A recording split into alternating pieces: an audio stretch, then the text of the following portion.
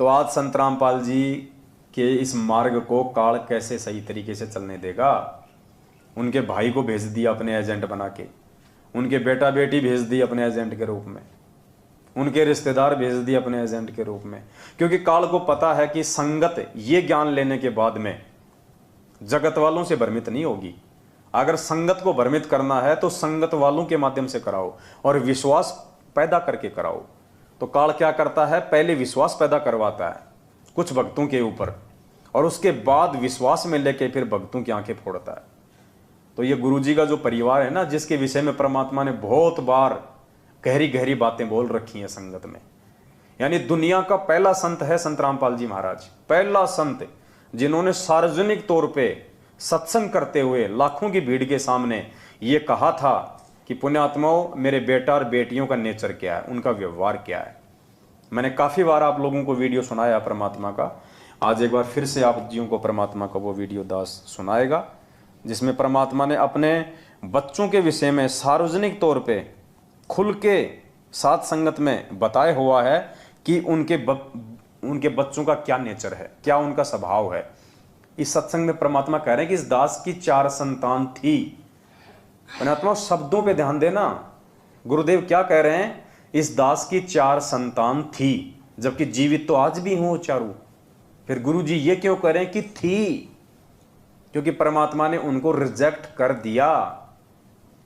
परमात्मा कहते हैं साधु शब्दां परखिए और दुख पड़े घरनार, सूरवीर जद जानिए जब रण बाजे तलवार। तो संत और साधु की पहचान वो क्या कहना चाह रहे हैं, क्या संकेत कर रहे हैं, उनके शब्दों से होती है।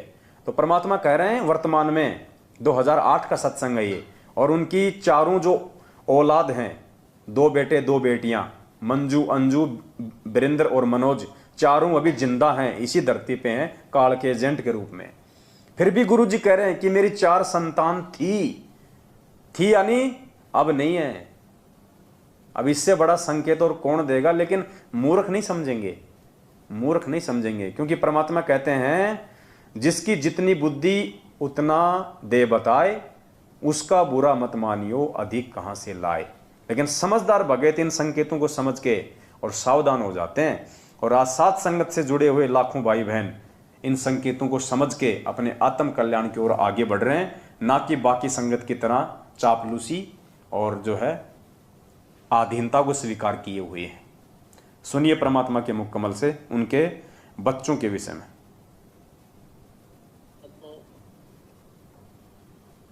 इस दास के 4 संतान, 2 लड़के 2 लड़की थी।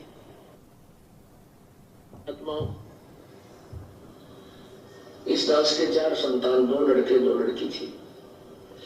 यदि ये दास नींद और छोड़ रह जाता, अब मुझे पता है मैं कितने की खातिरदारी करूं, खूब पता है मुझे वो क्या नेचर है उनका, कैसा उनका स्वभाव, क्या करते। अब परमात्मा के चरणों में आया हूं, मेरे लाखों चेले बेटा बेटी हो गए, और एक को कहता हूं बजल जाना, 10 खड़े हो जाते हैं।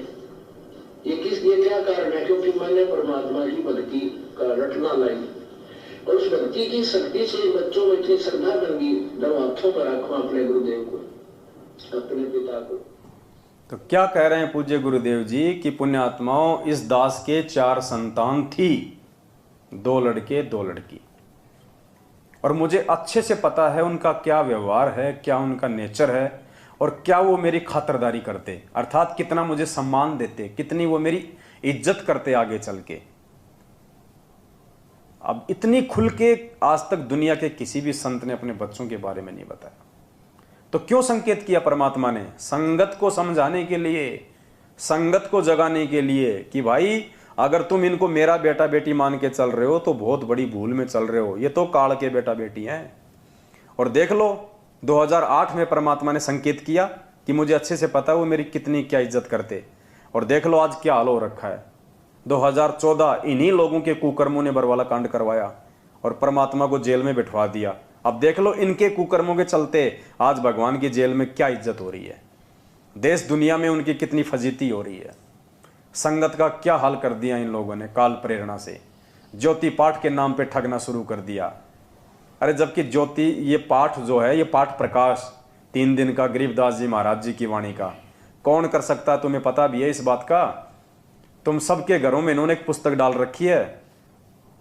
भगत जी वो लाना है वो ब्लैक वाला जो बैग रखा अंदर, उसके अंदर एक पुस्तक होगी, वो जब जब भूल पड़े।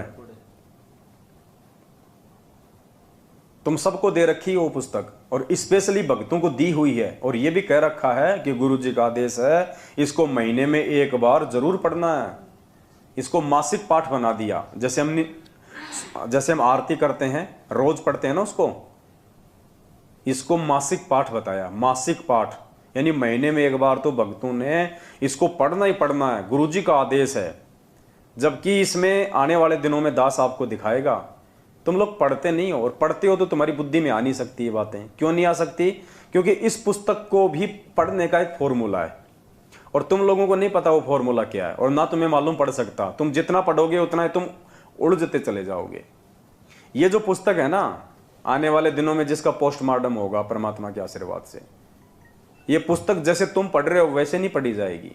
ये पुस्तक पीछे से पढ़ी जाएगी। जैसे कुरान होती है ना, उसमें उल्टे शब्द पढ़े जाते हैं। ये जब जब भूल पड़े पुस्तक ये पीछे से पढ़ी जाएगी, ना कि आगे से। तुम आगे से पढ़ रहे होंगे, जिंदगी में समझ में नहीं आएगी। इसका एक फॉर्मूला है। आने वाले दिनों में परमात्मा दया करेंगे, दास आपको पीछे से पढ़ के सुनाएगा एक एक चीज, तब आपके समझ में आएगी।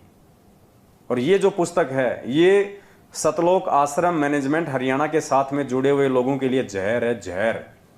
और सत्सेवकों के लिए ये अमृत है, अमृत। क्योंकि इस पुस्तक को जब हम पढ़ेंगे, इस पे वीडियो बनाएंगे, इसका पोस्टमार्टम होगा ज्ञान आधार से, तो सत्सेवकों का तो भक्ति मार्ग पे विश्वास बढ़ेगा।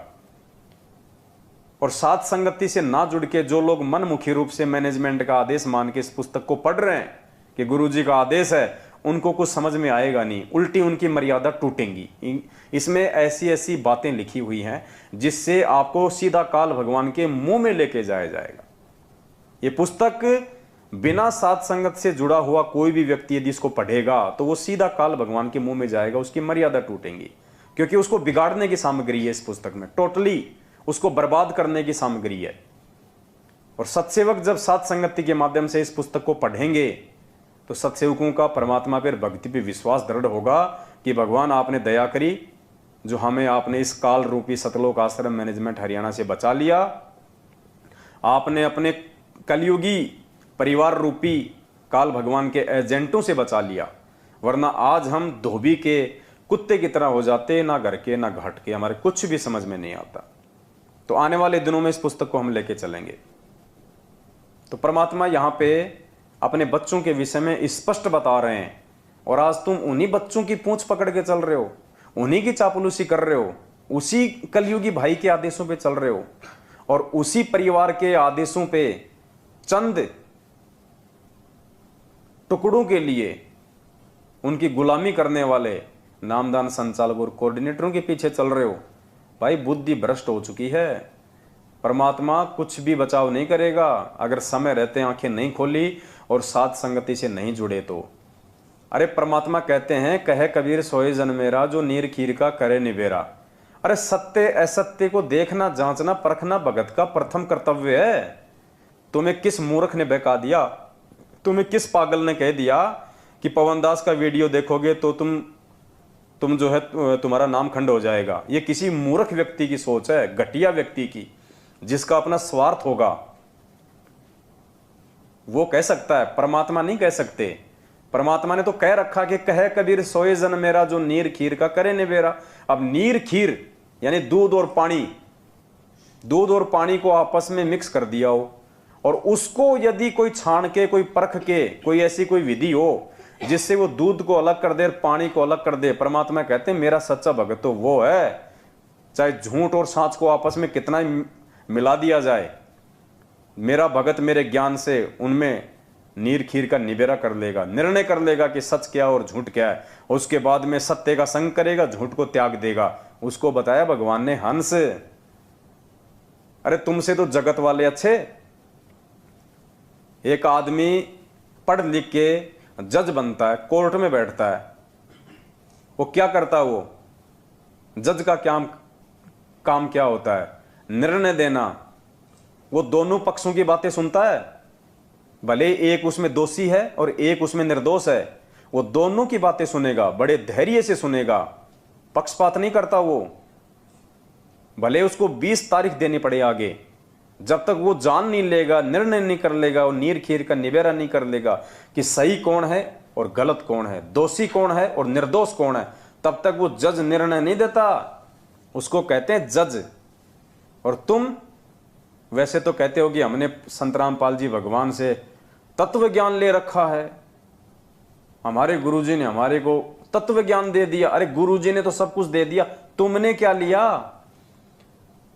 सोचो, तुम्हें अगर कोई जज बना दे, तुम भक्तों में से अगर किसी को कोई जज बना दे, नालायको तुम तो सबके घर बर्बाद कर दो, क्योंकि तुम्हारी तो आंखें नहीं है, तुम्हारी तो सही और गलत को फैसला करने वाली बुद्धि नहीं है, तुम तो देखा देखी में चलने वाले हो।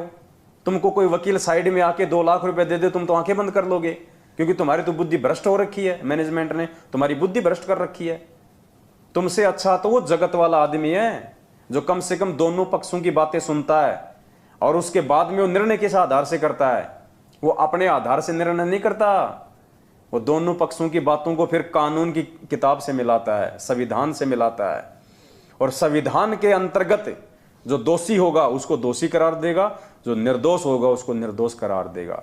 तो नालायकों, दोनों की बातें सुनो, साथ संगत वालों के भी वीडियो देखो, मैनेजमेंट की भी बातें सुनो, और उसके बाद में जो संविधान की जो किताब है ज्ञान गंगा, संविधान के जो सत्संग है, गुरुजी के सत्संग, गुरुजी के वचन, फिर उनसे मिलान करो कि वास्तव में गुरुजी ने क्या कह रखा है और हमसे कौन सी पार्टी क्या करवा रही है। गुरुजी का संविधान कहता है भगत को राजनीति से कोसों दूर रहना चाहिए, राजनीति का भगत का 36 का आंकड़ा है, और तुम्हारे को उसी राजनीति रूपी खूंटे के बांध दिया गया जानवर बना के। कहां निर्णय किया तुम लोगों ने?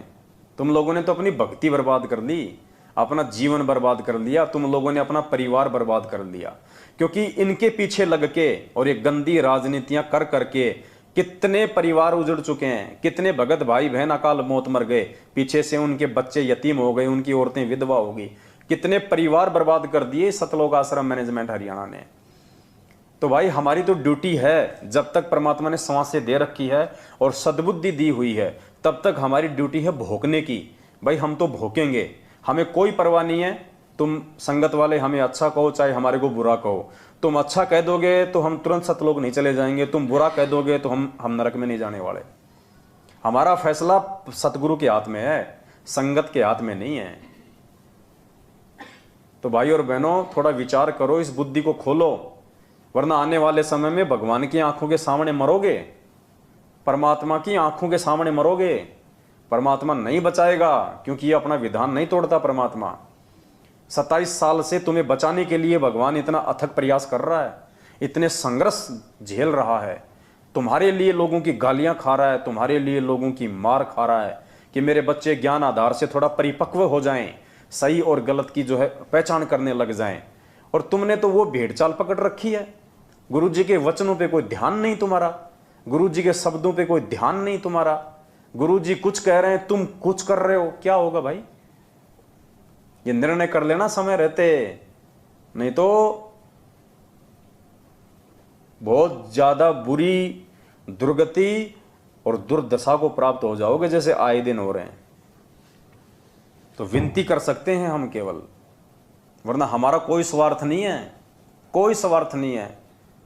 अरे कम से कम देख तो लो एक बार, हम लोग बोल क्या रहे हैं, हम लोग कह क्या रहे हैं। अगर हम गुरुजी के वीडियो ना सुनते, यदि हम गुरुजी के सत्संग ना सुनते, गुरुजी के द्वारा लिखित पुस्तकें ना पढ़ते, तो हमें क्या मालूम पड़ता कि पहले हम जो भक्ति साधना में लगे हुए थे, हम जिस संत और पंथ के यहाँ पे अंधे होके लगे हुए थे, वो सही था या गलत था।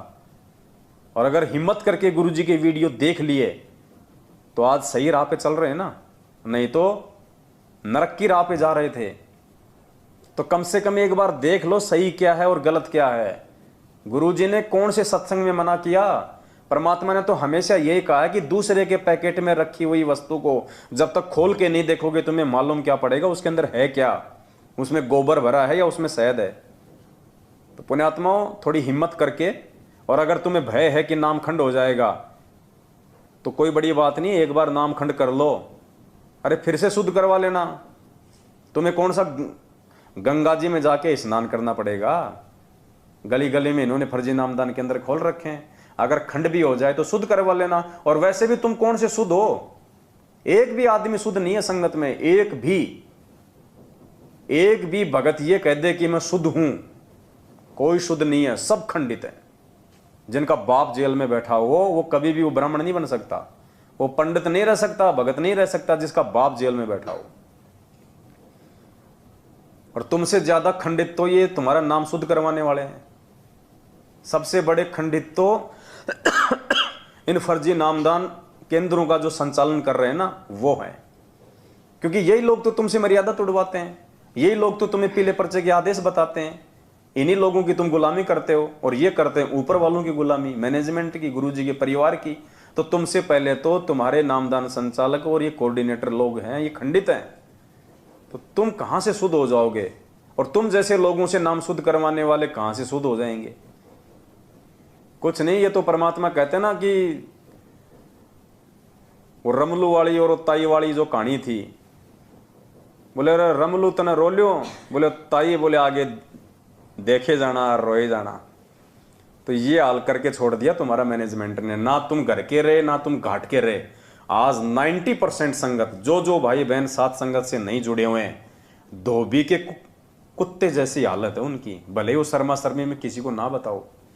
और अच्छी आत्मा है वो जो लोग समय रहते समझ गए और आज भी धीरे धीरे समझते जा रहे हैं। लेकिन समय ज्यादा नहीं है, आगे का समय समझने समझाने का नहीं रहेगा। कुछ नहीं, जब आपत्ति आएगी पूरे संसार पे, विपत्ति आएगी, विनाश का समय शुरू होगा, तो तुम्हारे TV, radio, internet, mobile, WhatsApp, YouTube, mobile सब बंद हो जाएंगे। घर में घुसे रहोगे जैसे कोरोना के समय 2 महीने तुम घर के बाहर नहीं निकल सकते थे। फिर कहां जाओगे? कहां से विश्वास पैदा करोगे? कहां से दृढ़ता लाओगे? ये दृढ़ता उस समय उन आत्माओं में रहेगी। ये विश्वास परमात्मा उन आत्माओं में प्रकट करेगा जो आज सात संगतियों से जुड़ के पांचों यज्ञ की खीर खा रहे हैं, अपने गुरु को भगवान मान के भोग लगा रहे हैं, भक्ति कर रहे हैं, मर्यादाओं में रह के और परमात्मा के मार्ग पे चल रहे हैं। उन आत्माओं को दृढ़ता मिलेगी। उन आत्माओं के साथ में उस समय सतगुरु रामपाल जी भगवान रहेंगे। तुम जैसे राजनीति करने वालों के साथ में तो काल भगवान भी अपना नाता तोड़ लेगा। खैर तुम्हारी मर्जी, हमारा तो काम है भाई बताने का, समझाने का। हम तो अपना जो फर्ज है वो पूरा हम करेंगे। बाकी आप भाई बहनों की अपनी समझ है।